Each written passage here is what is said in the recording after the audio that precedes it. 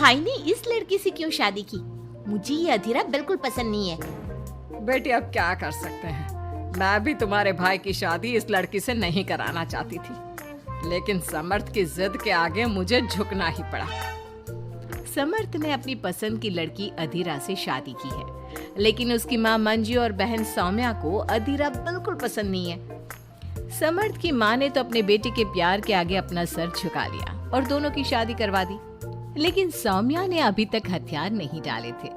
वो अभी भी अपनी भाभी को घर से निकालने की हर मुमकिन कोशिश कर रही है। बहू, ओ बहू, आज चाय मिलेगी या नहीं?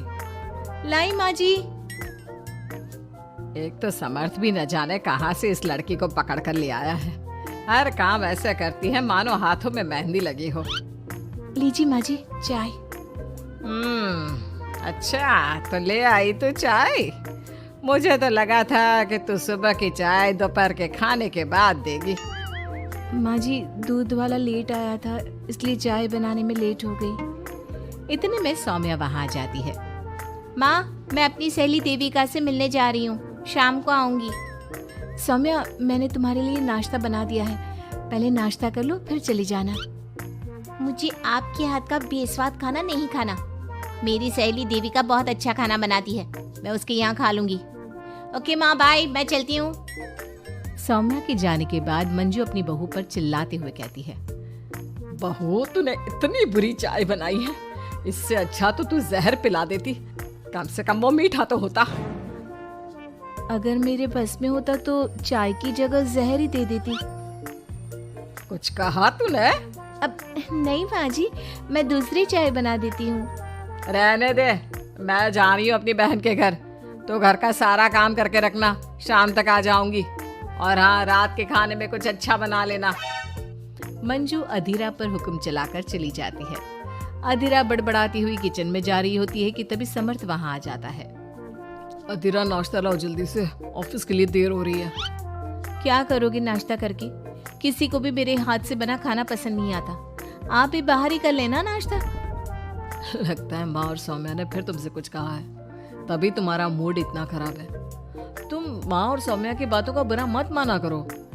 मैंने माँ के खिलाफ जाकर शादी की है ना, इसलिए वो तुमसे कुछ उखड़ी उखड़ी रहती है। लेकिन मुझे पता है, जिस तरह तुमने मेरा दिल जीत लिया, उसी तरह तुम माँ और सौम्या का दिल भी जीत लोगी। बातें बनाना कोई आपसे सीखे। अब आपको ऑफिस के लिए देर नहीं हो रही?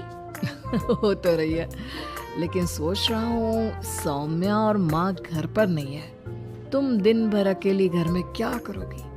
मैं आज ऑफिस की छुट्टी कर ही लेता हूँ। नहीं नहीं नहीं, मैं घर में अकेली रह सकती हूँ, आप ऑफिस जाओ। चलो जाओ और अपना काम करो। समर्थ ऑफिस चला जाता है और शाम को जब सभी घर आते हैं, अधीरा सबके लिए बड़े प्यार से खाना तैयार करके रखती है। सौम्या सबसे पहले किचन में जाती है। अरे वाह, खाने की तो बहुत अच्छी खुशबू आ रही है, लेकिन मुझे इस खाने का मजा किरकिरा करना ही होगा। सौम्या खाने के अंदर बहुत सारी हल्दी डालकर चली जाती है। उसके बाद अधीरा सबके लिए खाना लगाती है, लेकिन किसी को भी खाना अच्छा नहीं लगता। छी भाभी, कितना बुरा खाना बनाया है। इससे अच्छा तो आप हमें मना ही कर देती कि आप खाना बनाएंगी ही नहीं, तो हम बाहर से ही कुछ अच्छा खाकर आ जाते। कम से कम हमारे मुंह का स्वाद तो नहीं बिगड़ता। बहू, तूने हम सबको सुबह बिना खाना खाए निकाल दिया, और अब भी हमें बिना खाना खाए सोना पड़ेगा। क्या करती हो अधीरा? तुम्हें खाना बनाना भी नहीं आता क्या? दिमाग खराब कर दिया। समर्थ गुस्से में वहां से चला जाता है। उसके पीछे पीछे सौम्या भी जाती है। भैया, हमने आपसे कितना मना किया था कि इस लड़के से शादी मत करो मत करो, लेकिन आपने हमारी एक नहीं सुनी।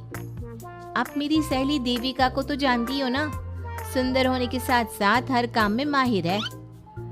सौम्या देखो, मैं वैसे ही परेशान हूँ, तुम मुझे और परेशान मत करो, जाओ यहाँ से। सौम्या ने समर्थ के दिल में अधीरा के लिए नफरत डालने की कोशिश की। अगली सुबह अधीरा जल्दी सोकर उठी और सबके लिए नाश्ता बना लिया, लेकिन समर्थ बिना कुछ खाए ही ऑफिस के लिए निकल गया। सौम्या भी ये सब नोटिस कर रही थी। उसने देविका को घर पर बुला लिया। देविका, आज भैया बहुत गुस्से में है। आज तुम ऐसा खाना बनाओ कि भैया उस अधीरा की तारीफ करना भूल जाए। सौम्या, तुम ये सब क्या कर रही हो? तुम्हारा भाई शादीशुदा है वो कभी मुझसे शादी करने के लिए तैयार नहीं होगा। लेकिन तुम तो भाई से पहले से ही प्यार करती थी ना। हाँ करती थी, लेकिन ये उन दिनों की बात है ना। चुप रहो तुम। अगर तुम्हें भैया को पाना है तो तुम्हें वही करना होगा जो मैं कहूंगी। सौम्या ने जैसा जैसा कहा देविका ने वैसा ही किया। देविका ने बहुत ही स्वादिष्ट खाना बनाया। शाम को सभी लोग इकट्ठा हुए और सबने एक साथ मिलकर खाना खाया। इतना मजेदार खाना खाकर सबने देविका की खूब तारीफ की। समर्थ ने अपनी पत्नी को ताना देते हुए कहा, अधीरा, देविका ने कितना अच्छा खाना बनाया है। तुम्हें देविका से खाना बनाना सीखना चाहिए। अब तो ये रोज की बात हो गई। सौम्या हर बार देविका को अपने घर बुलाती और किसी न किसी बात पर अधीरा को शर्मिंदा करती। सौम्या अपने भाई की बात देविका से कराने लगी। अब समर्थ भी देविका से प्यार करने लगा। सौम्या ने अपने भाई से कहा, भैया आपको देविका पसंद है ना? अरे तुम ये क्यों पूछ रही हो? क्योंकि मैं चाहती हूँ कि आप देविका से शादी कर लो। अरे सौम्या, ये मुमकिन नहीं है, क्योंकि देविका मुझसे शादी करने के लिए कभी तैयार नहीं होगी और अधीरा भी इस रिश्ते से खुश नहीं होगी। आप देविका की चिंता मत करो, उससे मैं बात कर लूंगी। आप बस अधीरा भाभी को समझा दो। सौम्या की बात सुनकर समर्थ अधीरा के पास जाता है। वो उससे अपनी और देविका की शादी की बात करता है। अधीरा, मैं देविका से शादी करना चाहता हूँ।